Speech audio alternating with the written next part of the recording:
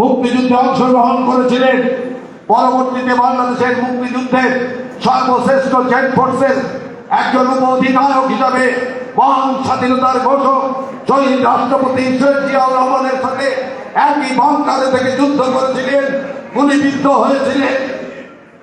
লালমোহন তুজুমুদ্দি থেকে 6 বারের এমপি, যার পিতা 3 বারের এমপি, তারপরেও 2 বার মন্ত্রী, তারপরেও আমাদের প্রধান অতিথি বাবার একটা বাড়িতেই থাকে, কোন সম্পত্তি নাই ঢাকা শহরে।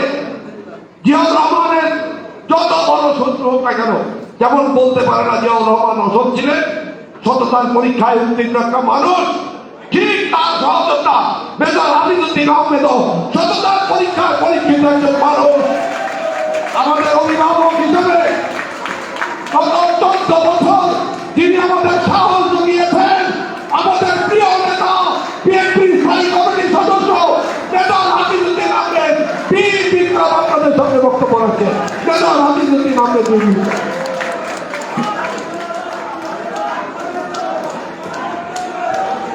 বন্ধুরা, আমি দ্বিতীয় উপহারটা আপনাদের সামনে বলতে ভুলে গেছি।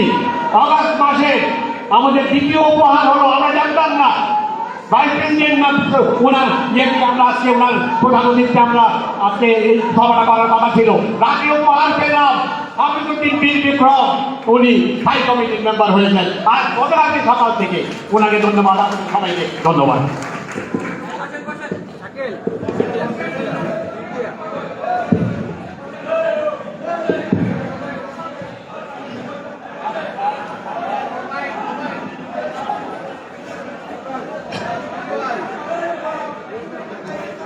বিসমিল্লাহির রহমানির রহিম।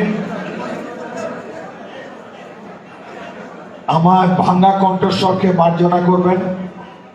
গত 5 দিন আমি আমার নির্বাচনী এলাকা বড়ার, লালমোহন এবং তজুমুদ্দিনে ছিলাম। অসংখ্য পথসভা করেছি। হিন্দু, মুসলমান, বিভিন্ন ধর্মাবলম্বীদের সাথে কথা বলেছি এবং প্রত্যন্ত অঞ্চলে মাইকও ছিল না। এই জন্যে আমার গলাটা একটু ভাঙা, শুনতে ভীষণ কিছু মনে হতে পারে, সেজন্য আগে আপনাদের কাছ থেকে ক্ষমা চেয়ে নিচ্ছি। বিসমিল্লাহির রহমানির রহিম। আজকের এই সভার সম্মানিত সভাপতি, বীর মুক্তিযোদ্ধা শহীদ পরিবারের সন্তান জনাব ইশতিয়াক আজিজ উলফত, সঞ্চালক সাধারণ সম্পাদক, তুখোড় বক্তা, মেধাবী ছাত্র ছিলেন এক সময়, সব পরীক্ষায় প্রথম বিভাগ পেয়েছিলেন সাদেক আহমদ খান। উপস্থিত রয়েছেন চেয়ারপারসনের উপদেষ্টা, বীর মুক্তিযোদ্ধা, বিশিষ্ট ক্রীড়া সংগঠক আব্দুল সালাম। উপস্থিত রয়েছেন বর্তমান তরুণ প্রজন্মের অহংকার, ডাকসুর এক সময়কার ভিপি, সাম্প্রতিককালে নির্বাচিত ভিপি, বারংবার মানুষের দুর্বৃত্তদের হাতে লাঞ্ছিত হয়েছেন, রক্তাক্ত হয়েছেন। গণ অধিকার পরিষদের আহ্বায়ক জনাব নূর। উপস্থিত রয়েছেন অনল বর্ষী বক্তা। কিন্তু অত্যন্ত দুর্ভাগ্য, আমি 6 বার সংসদ সদস্য হয়েছি, ফজলুর রহমানও অন্তত পক্ষে 4 বার সংসদ সদস্য হয়েছে। কিন্তু যেসব নির্বাচনে তিনি বিজয়ী হয়েছেন, প্রত্যেকটা নির্বাচনে তাকে কারচুপি করে পরাজিত দেখা হয়েছে। একবার মাত্র তাকে সংসদে দেখছি, অথচ প্রত্যেকবার তিনি বিনা ভোটের রাষ্ট্রপতি আব্দুল হামিদকে পরাজিত করেছিলেন, কিন্তু সংসদে বসতে পারে নাই। এই হলো আওয়ামী লীগের নির্বাচনী ক্যারিশমা। উপস্থিত রয়েছেন জনাব নঈম জাহাঙ্গীর, বিপ্লবী নেতা, যিনি জিয়াউর রহমানের কাছ থেকে মন্ত্রিত্বের অফার পেয়েও গ্রহণ করেননি। তিনি মুক্তিযুদ্ধের আদর্শে নিবেদিত সৈনিক। উপস্থিত রয়েছেন আরো গুরুত্বপূর্ণ বক্তা। সবশেষে এসেছে আমাদের বিএনপির তরুণ নেতা, কৃষিবিদ শামীম, কয়েকবার নির্যাতিত হয়েছেন এই কালীন সরকারের হাতে। আরো যারা মঞ্চে উপবিষ্ট, মুক্তিযোদ্ধা নেতৃবৃন্দ, বিশিষ্ট নেতৃবৃন্দ, আপনাদের সবাইকে এবং আমার সামনে উপবিষ্ট বীর মুক্তিযোদ্ধাদেরকে আন্তরিক অভিবাদন জানাচ্ছি। আমার সামনে বসা এই যে পক্ষ কেশ শুভ্র শস্যধারী মুক্তিযোদ্ধারা বসে আছে, এরা অনেকে হাঁটতে পারেন না। 71 সালে যে কি দুর্দর্শ যোদ্ধা ছিলেন তারা, রণাঙ্গনে এদেরকে যারা দেখেছেন তারাই জানেন। এই জাতির এই বীর সম্মানদেরকে, জাতির এই বীর সন্তানদেরকে এখানে এই একই অনুষ্ঠানে দেখতে পেয়ে আমি নিজেকে অত্যন্ত ধন্য মনে করছি। এখনো বেঁচে আছেন এবং একবার দেশ স্বাধীন করেছেন শুধু নয়, দ্বিতীয়বার এই দেশটিকে আপনারা স্বাধীন করেছেন অগাস্ট বিপ্লবের মাধ্যমে। আমি আন্তরিক ধন্যবাদ জানাই বৈষম্য বিরোধী ছাত্র আন্দোলনের প্রতিটি সদস্যকে। এরা আমাদেরকে আমাদেরকে মনে করিয়ে দেয় 1971 সেই লড়াকু ছাত্রদের কথা। অনেক সভা করেছে মুক্তিযোদ্ধাদের সবাই, এই অডিটোরিয়ামে বহু সভা করেছি, মাঝে মাঝে হতাশ হয়ে 2-4টি কথা বলেছি। কোথায় গেল সেই 71-এর ছাত্ররা? আমি 8শত সৈনিকের কমান্ডার ছিলাম, ইস্ট বেঙ্গল রেজিমেন্টের 1ম battalion 1st east Bengal. Jessore cantonment থেকে বিদ্রোহ করেছিলাম 200 সৈনিক নিয়ে। তারপর যশোর কুষ্টিয়া অঞ্চল থেকে 600 ছাত্রকে রিক্রুট করে আমার ব্যাটালিয়নের সৈনিক বানিয়েছে। 1 মাস ট্রেনিং দিয়ে এই 600 নিয়ে রণাঙ্গনে লড়াই করেছে। এই 600-100 জীবন দিয়েছে রণাঙ্গনে। স্বাধীনতার পর আর এইসব ছাত্রদেরকে দেখি নাই, তারা কোনো সার্টিফিকেট পরোয়া করে নাই। যুদ্ধ শেষ, তারা রাইফেলটা আমাদের কাছে জমা দিয়ে বাড়ি চলে গিয়েছে। সার্টিফিকেট নিতে আসেনি, অনেকে স্কুলে কলেজে যেখানে ছিল সেখানে চলে গিয়েছে। আর তাদের জায়গা দখল করে বসেছে ভুয়া মুক্তিযোদ্ধার দল। 1971 সালে মুক্তিযুদ্ধের সংখ্যা ছিল 80,000, এখন কিভাবে 2.5 লাখ হলো? এটার কৃতিত্ব আওয়ামী লীগ এবং শেখ হাসিনাকে দিতে হবে। 16 জন সচিব, সরকারের সচিব, তারা এই সরকারের আমলে প্রমাণিত হয়েছে এরা ভুয়া মুক্তিযোদ্ধা। কি লোভনীয় একটি পদ, মুক্তিযোদ্ধা হতেই হবে তাদের। আর এখন তো দেখি সবাই মুক্তিযোদ্ধা। যারা সার্কাসের নিতে ছিল, থিয়েটার রোডে ছিল, তারাও বীর মুক্তিযোদ্ধা। তাহলে আপনারা কোথায়, আমরা কোথায়? কোথায় গেল সে 81,000? এখন তো 2.5 লাখ ভুয়া মুক্তিযোদ্ধা এখানে এসেছে। বিগত পতিত সরকারের একজন মন্ত্রী, যার বয়স যুদ্ধের সময় ছিল 9 বছর, সরকারের মন্ত্রী 9 বছর বয়স, কেউ মুক্তিযোদ্ধার সার্টিফিকেট পেয়েছে, মন্ত্রী হয়েছে। কালকে টেলিভিশনে দেখলাম, মেঘনা পাহাড় থেকে এসেছি, গ্রাম অঞ্চলে 10 ঘন্টা গাড়ি চালিয়ে এসেছি। টেলিভিশনের দৃশ্য দেখে আমি অবাক হয়ে গেলাম। কোন বাংলাদেশ আমরা দেখছি? চানখার পুলে হাজার হাজার ছাত্র জমায়েত হয়েছে, সেখানে শখানেক পুলিশ, তার মধ্যে কয়েকজন শুটার, আর্মিতে আমরা যাদেরকে মার্কসম্যান বলি, যারা লক্ষ্যভেদ করতে সিদ্ধহস্ত, 7.2, 7.62 চাইনিজ রাইফেল নিয়ে একদম সেনাবাহিনী কমান্ডোদের মতো রাস্তা লাইন পজিশন নিয়ে অনেকক্ষণ ধরে দেখে দ্রুম ফায়ার, একটা না দুটা না কয়েকটা। এবং যখনই লক্ষ্যভেদ করে একজন ছাত্রের বুক বিদীর্ণ হয়েছে, তেমনি লাফিয়ে উঠে উল্লাস করছে। এই দৃশ্য দেখার আগে দেশবাসী আমরা কি করেছি? কোথা থেকে গজাবে এসব দুর্বৃত্তরা? পুলিশ তারা, এদের কাছে সামরিক বাহিনী LMG, MG, 7.62 রাইফেল কে দিয়েছে? এই হাসিনা সরকার দিয়েছে। এইসব অস্ত্র তো তাদের হাতে থাকার কথা না, কিন্তু এই অস্ত্রটা আমরা কিনেছি জনগণের টাকায়। হেলিকপ্টারে উড়ে 32টি শিশুকে হত্যা করেছে, হেলিকপ্টার থেকে গুলি করে, আমাদের টাকায় কিনা হেলিকপ্টার। মিয়ানমার যখন উখিয়া সীমান্তে এসে বাংলাদেশের অভ্যন্তরে গুলি করে একজন নাগরিককে হত্যা করলো, কোনো প্রতিবাদ দেখলাম না তো বিমান বাহিনীর, কোনো হেলিকপ্টার তো উঠতে দেখলাম না ভিতরে গিয়ে। আর এখানে অন্যান্য জায়গায় একটা বোতলে 10টা গুলি করে আসতো, তাদের কোথাও দেখলাম। সামরিক বাহিনী সম্বন্ধে হতাশ হয়ে গিয়েছিলাম। 1971 সালে মার্চ মাসে মেজর জিয়াউর রহমান চট্টগ্রাম থেকে যে সশস্ত্র মুক্তিযুদ্ধের ডাক দিয়েছিলেন,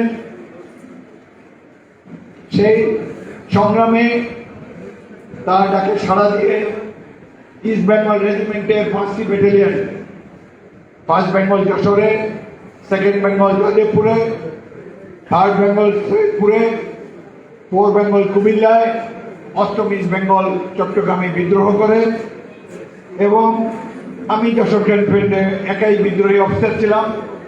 আমার সঙ্গী 2nd লেফটেন্যান্ট আনোয়ার, তরুণ যুবক, এখনো চোখের সামনে বাসে।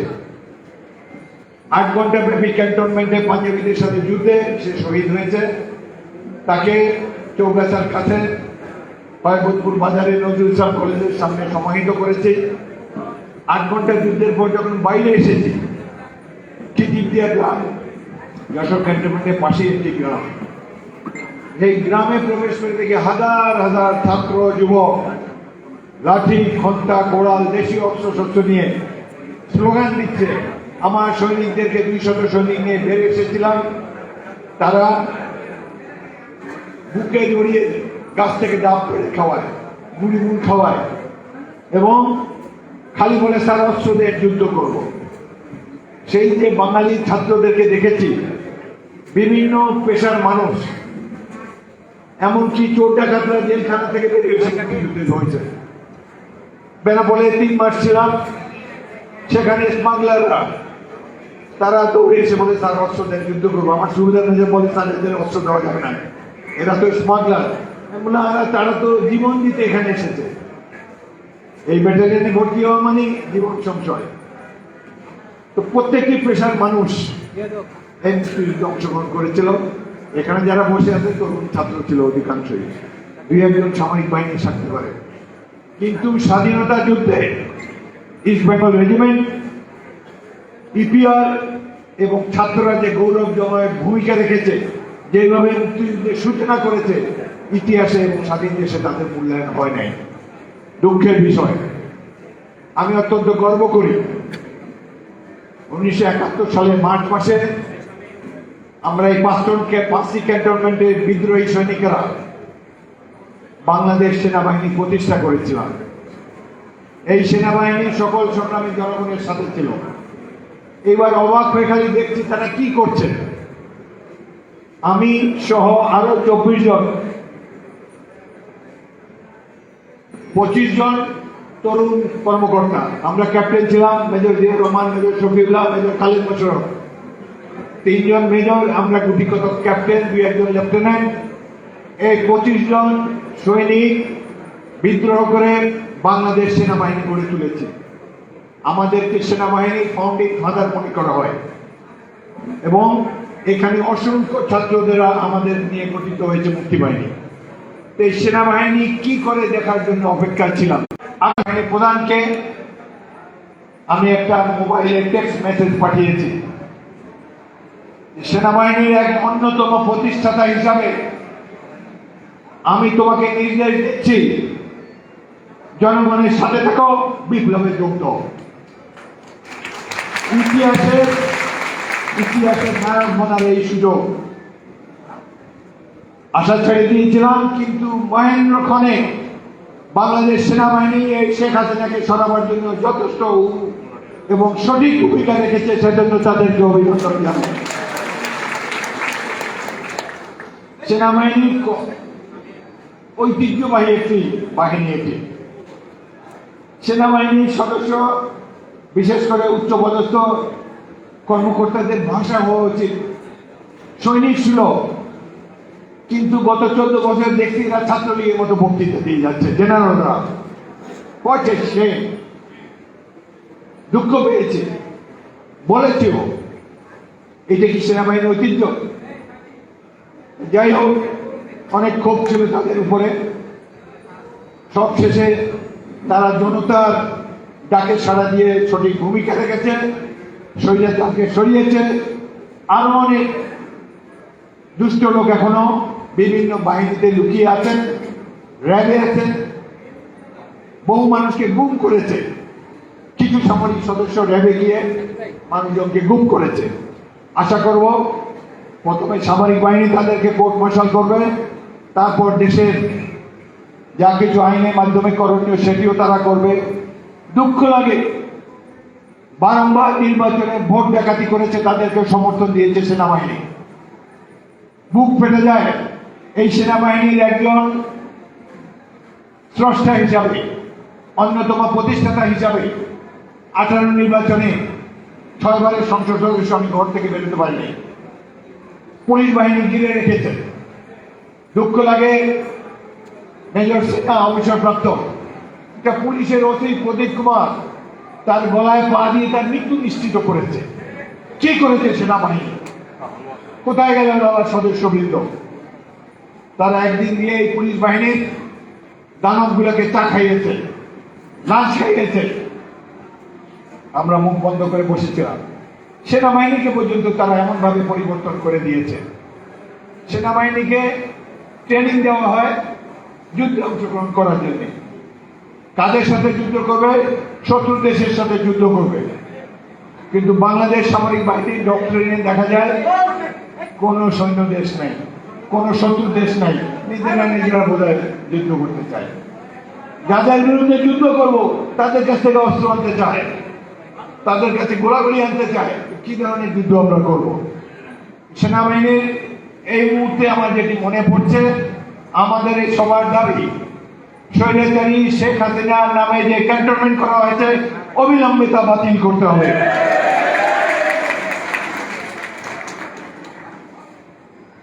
আমি গভীর শ্রদ্ধা জানাই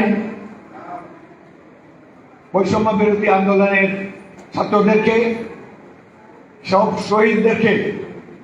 একজনের প্রধান আদর্শ রোল মডেল বাংলাদেশের ভবিষ্যতে আবু সাইদের ছবি এখানে দেওয়া হয়েছে। 71 তো আমরা ভুলে গিয়েছিলাম গত কয়েক বছরে। 71-এর চেতনায় উদ্দীপ্ত যুবকরা যে এখনো বাংলাদেশে আছে তার প্রমাণ হল শহীদ আবু সাইদ। তার মৃত্যুর যে দৃশ্য সারা পৃথিবীতে দেখিয়েছে, এটি দেখে দু চোখ দিয়ে অশ্রু নির্গত হয়। এমন সাহসী সন্তান এখনো আছে বাংলাদেশে। প্রথমে গুলি লেগেছে, সে শুয়ে পড়ে নাই, তারপরে দাঁড়িয়ে আছে হাত প্রসারিত করে। এই তো বাংলাদেশের রোল মডেল। হাজার বছর যতদিন বাংলাদেশ থাকবে, শহীদ আবু সাইদ হিরো হিসেবে বেঁচে থাকবে। অনাগত ভবিষ্যতে সকল শিশু যুবকদেরকে বলবো, বড় হয়ে তোমরা আবু সাইদের মতো হবে। ইসরায়েলি বাহিনী যেভাবে গঠিত হয়েছে, যে যার কাজ করে, রেডিওতে একটা ভাষণ পাঠিয়ে দেয়, সবাই মিল কারখানার শ্রমিকরা নিজেদের পোশাকটি জমা রেখে ট্যাঙ্ক এরিয়াতে গিয়ে ইউনিফর্ম পরে ট্যাঙ্কে বসে যায়। তারা পিপলস আর্মি। আমরা চাই বাংলাদেশ এই যে যুবক তরুণ, তাদেরকে আমরা সামরিক ট্রেনিং দেব, এদেরকে নিয়ে আমরা জনগণের বাহিনী বানাবো আবার, যাতে করে কোন দেশ যদি রক্তচক্ষু দেখাতে চায় বাংলাদেশকে, এরাই হবে আগামী দিনের সৈনিক। আমরা যোদ্ধার জাতি, যুদ্ধ করে দেশ স্বাধীন করেছি। এখানে বসে আছে যোদ্ধারা। আজকে দ্বিতীয়বার যারা দেশকে স্বাধীন করলো তাদেরকে আন্তরিক অভিনন্দন আবারও জানাচ্ছি। এদের সাহসের তুলনা নাই। বিএনপি আন্দোলন শুরু করেছে, 17 বছর 16 বছর কষ্ট করেছে। আমাদের অনেক ছেলে শহীদ জীবন দিয়েছে। আমার জেলা ভোলার ছাত্র দলের সভাপতি, শ্রমিক দলের সদস্য আব্দুর রহিম এবং আরো অনেকেই জীবন দিয়েছে। সবশেষে আমার মনে হচ্ছিল যে আমরা হেলিকপ্টারের বিরুদ্ধে, যারা হেলিকপ্টারে এসে গুলি করে, এর বিরুদ্ধে নিরস্ত্র বিএনপি সদস্যরা কি করতে পারে, কিভাবে এদেরকে সরাবে? তারা যে এত জিঘাংশু রক্ত পিপাসু একটি দল বাংলাদেশের রাজপথে, বাংলাদেশে ক্ষমতার বসতে বসেছে, এই দেশকে তারা প্রতিবেশী রাষ্ট্রের গোলাম বানিয়ে ফেলেছে। এমন স্বরাষ্ট্রমন্ত্রী দিয়েছে, পররাষ্ট্রমন্ত্রী দিয়েছে, গিয়ে বলে আমাদের সাথে নাকি তাদের স্বামী স্ত্রীর সম্পর্ক। স্বামী স্ত্রী সম্পর্ক তুমি যাও, সেই সম্পর্ক পালন করে এসে ওখানে গিয়ে দেশবাসীকে কলঙ্কিত করো না। ওখানে যে স্ত্রীর যা যা কর্তব্য ওখানে গিয়ে করো, দেশকে আর কলঙ্কিত করো না।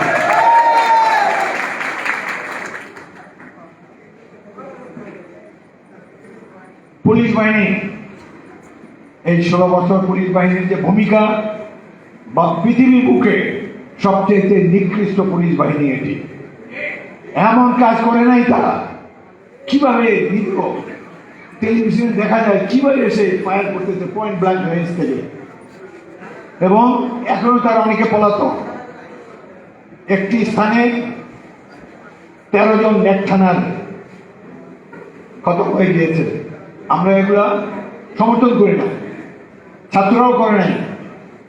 স্থানীয় জনগণের রোষে তারা এইভাবে নিহত হয়েছে। তারা এদের মৃত্যুর জন্য দায়ী শেখ হাসিনা এবং আওয়ামী লীগ। এমনকি একজন বড় মাপের নেতার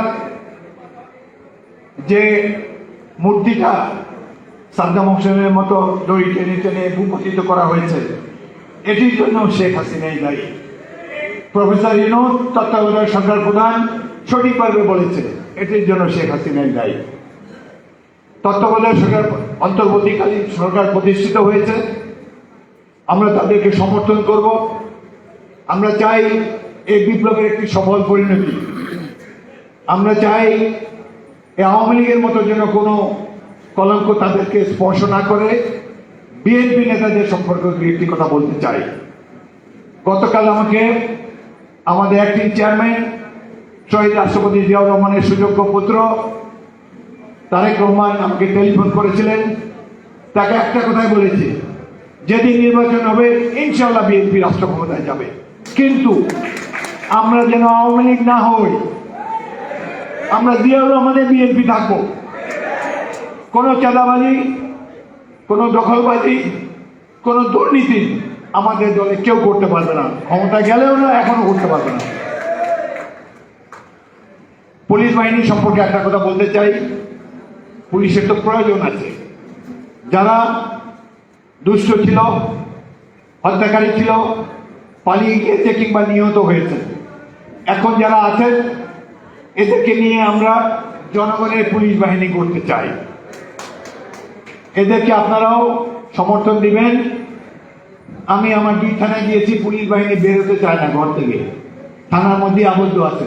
আমি তাদেরকে সাহস দিয়ে বাইরে এনেছি যে আমার জনগণ শৃঙ্খলাবদ্ধ, আগের দিন ভুলে যান। যদি কেউ অপকর্ম করে থাকেন আইনের মাধ্যমে তার বিচার হবে, কিন্তু আপনার যে দায়িত্ব, পুলিশের দায়িত্ব, সেটি সঠিকভাবে পালন করে জনগণের পুলিশ বাহিনী হওয়ার চেষ্টা করে। সুতরাং আমরা তাদেরকে আজ থেকে আশা করব তারা জনগণের পুলিশ বাহিনী হবে। আপনারা, আমরা সবাই তাদেরকে সহযোগিতা করব যাতে আইনের শাসন আবার প্রতিষ্ঠিত হয়।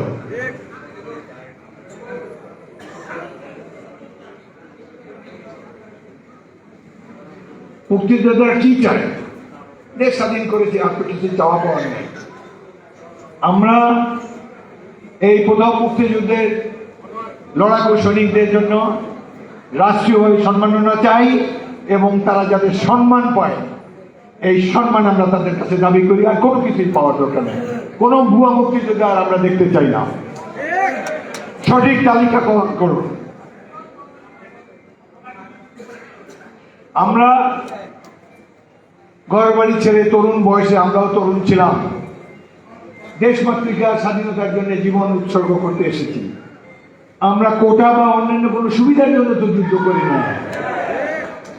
আমরা মুক্তিযুদ্ধের মূল্যবোধ সাম্য, সবাই সমান, সবাই সমান সুযোগ পাবে, মানবিক মর্যাদা এবং ন্যায়ভিত্তিক একটি সমাজ ব্যবস্থা, সামাজিক সুবিচারের জন্য যুদ্ধ করেছি, যেটি পাকিস্তানি আমলে পাই নাই, যেটি আওয়ামী লীগ সরকারের আমলে পাই নাই। এখন মুক্তিযুদ্ধের চেতনা বর্তমান অন্তর্বর্তীকালীন সরকার, পরবর্তীকালে নির্বাচিত সরকার সেটি বহাল করবে বাংলাদেশে, এবং সেখানে এবং এই সংগ্রামে ওভারসি করবে, পর্যবেক্ষণ করবে।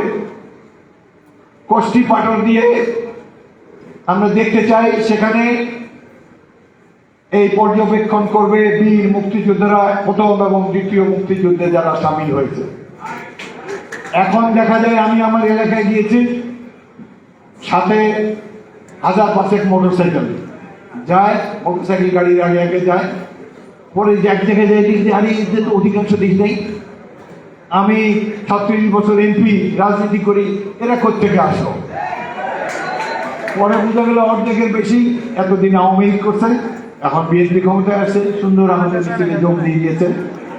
এইসব 71-এ যে 16 ডিভিশন ছিল, এরাও হলো 6 আগস্টের বাহিনী। এদের থেকে দেশকে মুক্তি দিতে হবে।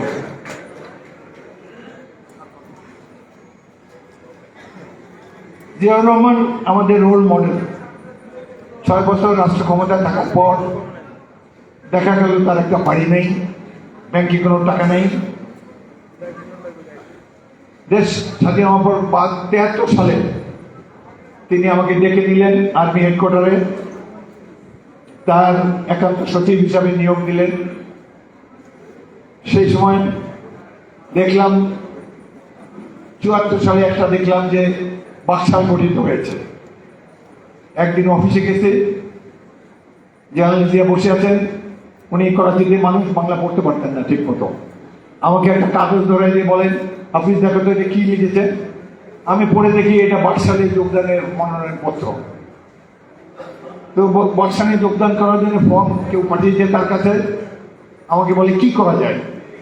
আমি যেহেতু যুদ্ধক্ষেত্রে তার সাথে ছিলাম, গাছের নিচে একই চাদরে ঘুমিয়েছি উনি, আমি আর ক্যাপ্টেন অলি। তো সেই সময়কার ঘনিষ্ঠতার কারণে অনেক পরামর্শ আমার জুনিয়র অফিসার হিসেবে আমাদের কাছ থেকে নিতেন। বলে কি করা যায়। আমি একটি রাজনৈতিক পরিবারের সন্তান, আমার পিতা পাকিস্তানি আমলে 3 বার সংসদ সদস্য ছিলেন। জীবনে আমি নিজে রাজনীতি করি নাই, পরিমণ্ডল দেখেছি, ঢাকা বিশ্ববিদ্যালয়ের ছাত্র ছিলাম। আমি তাৎক্ষণিকভাবে বললাম, স্যার এটা কিন্তু টিকবে না, আমি সাথে যোগযোগ দিবেন না। উনি আমার দিকে তাকিয়ে বলি, ঠিক বলেছ। ওটাকে ওয়েস্ট পেপার বাস্কেটের মধ্যে ঢুকিয়ে দিয়েছেন। তিনি যোগ দেন নাই। ওবায়দুল কাদের বলতে চান আমি বাকশালে যোগদান করেছি। Show me that letter, show me a proof that he had joined Baksal. কোনোদিন তিনি জয়েন করেন। তার যে কি চেতনা, এই সম্পর্কে আরেকটু সময় নেব। ধৈর্য আছে আপনাদের শোনার? ওকে।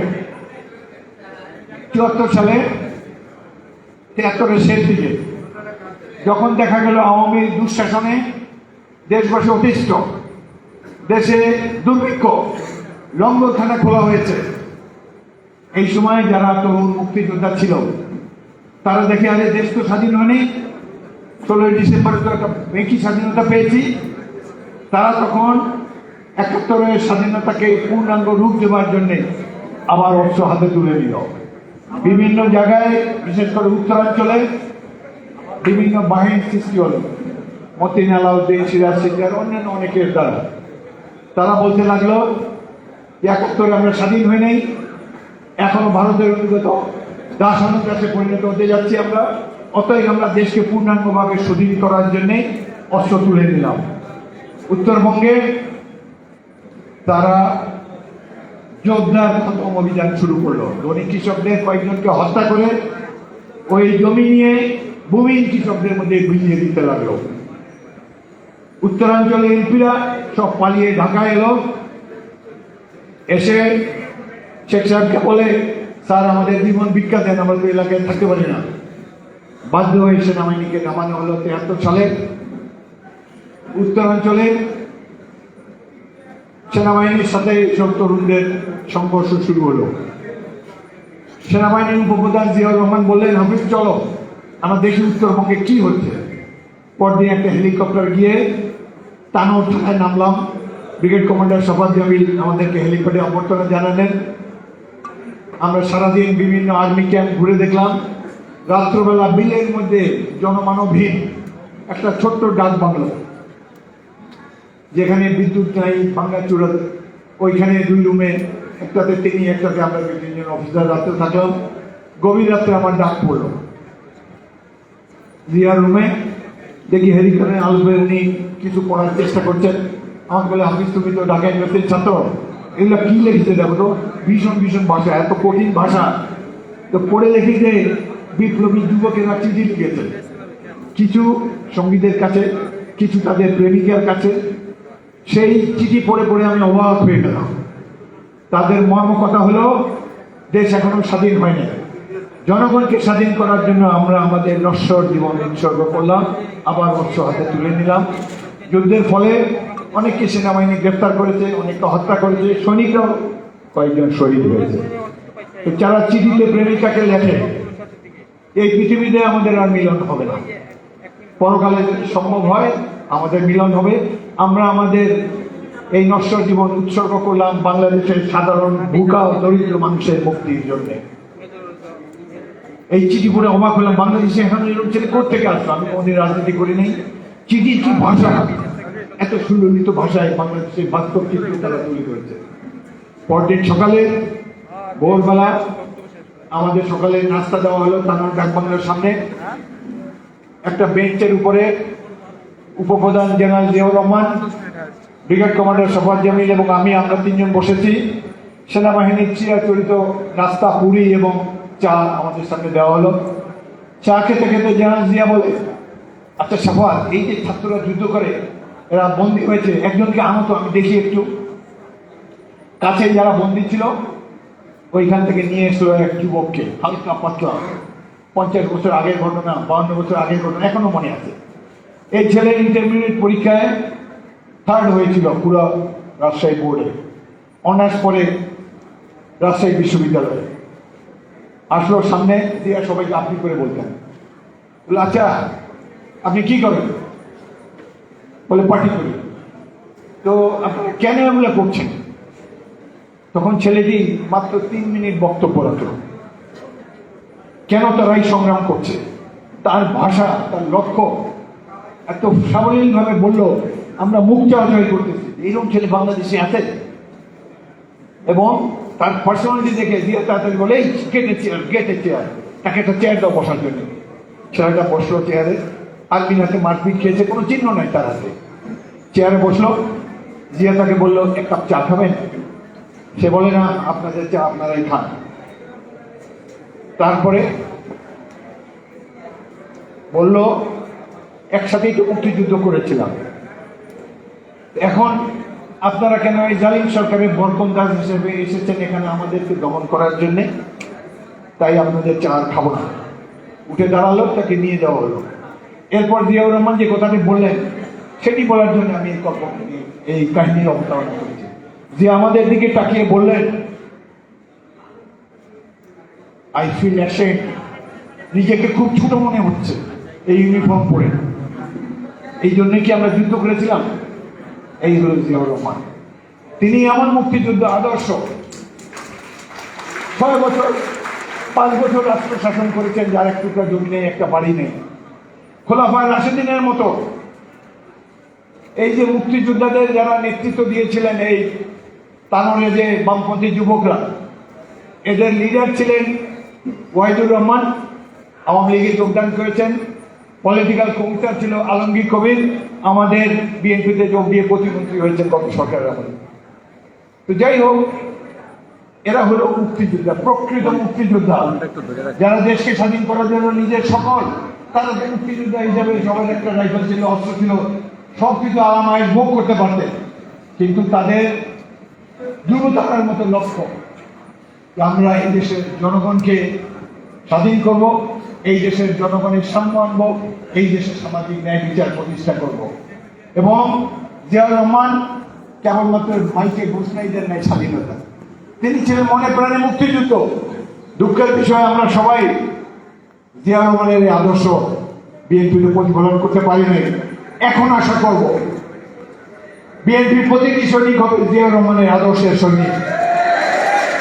আমরা শেখ হাসিনার মতো হতে চাই না, আওয়ামী লীগের মতো হতে চাই না। যদি এরকম হয় তাহলে আমাদের মহিলারাও শেখ হাসিনার মতো আর শাড়ি বদলালে শাড়ি নিতে পারবে না, এক কাপড়ে উঠতে হবে। এত ক্ষমতাশালী সুইস ব্যাংকে এত টাকা, যার পিয়নের 400 কোটি টাকা আছে, তিনি একটা শাড়ি হাতে নিয়ে যেতে পারেনি, পরনের কাপড় নিয়ে বিদায় হচ্ছে। ভারত সম্পর্কে বলতে চাই, আপনারা মুক্তিযুদ্ধে আমাদেরকে সাহায্য করেছেন, অনেক কৃতজ্ঞ।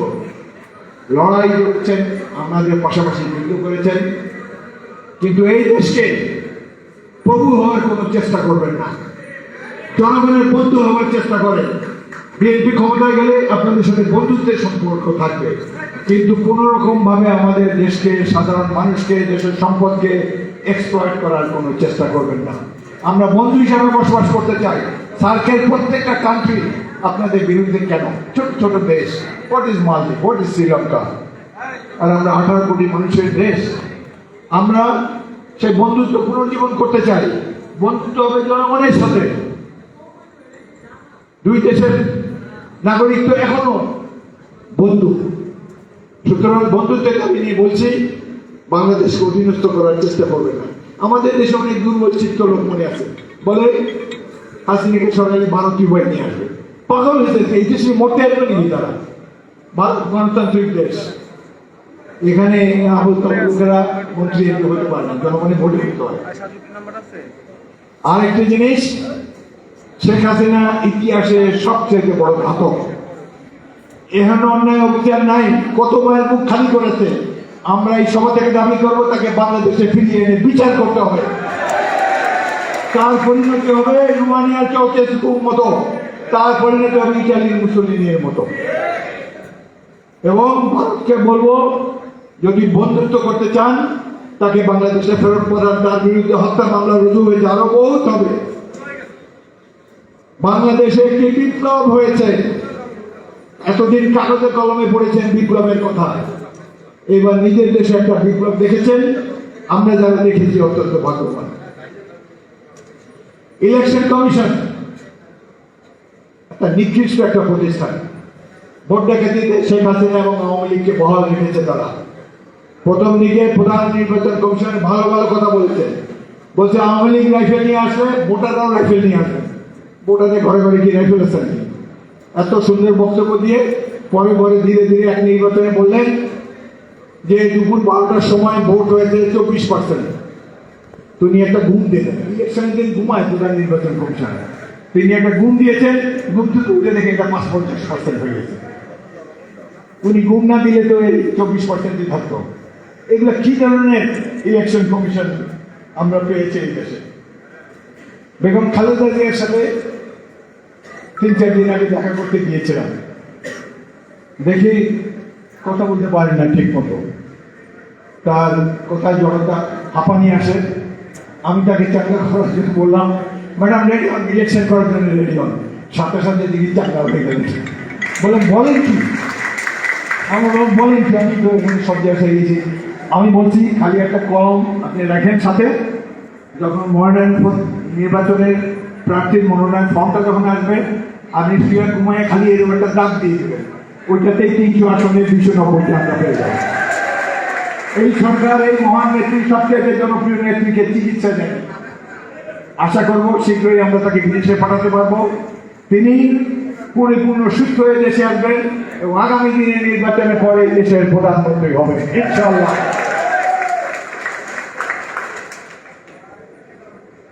যত সব স্থানীয় সরকার আছে, উপজেলা পরিষদ, এগুলো তো ভোটে নির্বাচিত হয়নি, জেলা পরিষদ ভোটে নির্বাচিত হয়নি। অবিলম্বে এইসব বাতিল করার জন্য আমি বর্তমান অন্তর্বর্তীকালীন সরকারকে অনুরোধ জানাবো।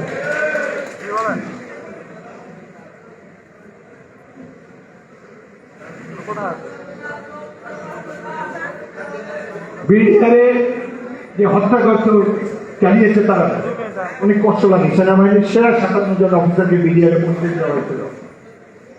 এদেরকে প্রতিবেশী রাষ্ট্রের ষড়যন্ত্রের কারণে এবং তাদের অংশগ্রহণের ফলে নির্মমভাবে হত্যা করা হয়েছে। আমরা এই হত্যার যে বিচার হচ্ছে সেটি অত্যন্ত দীর্ঘসূত্রতায় আক্রান্ত, ভেরি স্লো। এইভাবে কেমন পর্যন্ত এই বিচার শেষ হবে না। অতি দ্রুত প্রয়োজন হলে একটা স্পেশাল ট্রাইব্যুনাল করে যাদের যাদের ফাঁসির আদেশ হয়েছে প্রত্যেককে ঝুলিয়ে দেয়, তাদের শহীদ পরিবার শান্তি পাবে। এখানে স্বরাষ্ট্র মন্ত্রী গতকাল শপথ নিয়েছেন, লেফটেন্যান্ট জেনারেল জাহাঙ্গীর, আমার ছোট ভাই, আমার অনুজ অফিসার। তার নেতৃত্বে একটা ইনকোয়ারি হয়েছিল বিডিআর হত্যাকাণ্ডের ব্যাপারে। তিনি সঠিকভাবে কারণ এবং সমাধান বর্ণনা করেছেন, কিন্তু এই রিপোর্ট আর আলোচ্য মুখ দেখে নেই। আমরা চাই তার নেতৃত্বে প্রতিষ্ঠিত যে সত্য অনুসন্ধান রিপোর্ট সেটি জনসমক্ষে প্রকাশ করা হোক। অনেক কথা বলার ছিল। সাংবাদিকরা এদের একটা বড় অংশ তোয়াজ করেছে শেখ হাসিনাকে।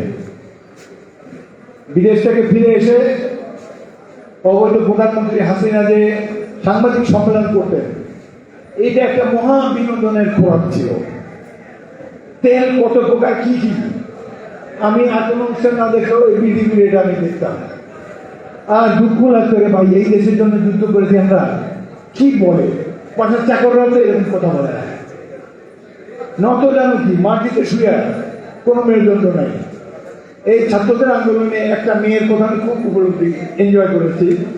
এই যে ঢাকা বিশ্ববিদ্যালয়ে রোকে হলের সামনে পুলিশ বাহিনী দাঁড়িয়ে আছে আর ছাত্রীরাও দাঁড়িয়ে আছে।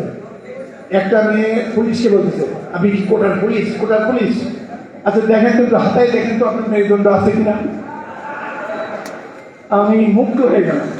আরে এই যে বাচ্চা বাচ্চা মেয়েরা কি বলছে, আর যে যুবকেরা বুক পেতে দিয়েছে বুলেটের সামনে, ভাই তারাই দেশটা স্বাধীন করেছে। আমরা তাদের সমর্থন ছাড়া সফল হতাম না। এই আন্দোলন শুরু করেছে বিএনপি, জীবন দিয়েছে বিএনপি, কিন্তু একে সাফল্যের গা প্রান্তে নিয়ে সফল করেছে এই লড়াকু ছাত্র সমাজ, পেশাজীবী। তাদেরকে আমরা গভীর শ্রদ্ধা জানাই এবং আপনাদের সবাইকে ধন্যবাদ জানাই। আল্লাহ হাফেজ। মুক্তিযোদ্ধা সংসদ জিন্দাবাদ। তাদের এবং যারা এখানে কষ্ট করেছেন, এই সবার আয়োজন করেছেন, সবাইকে অসংখ্য ধন্যবাদ ও কৃতজ্ঞতা।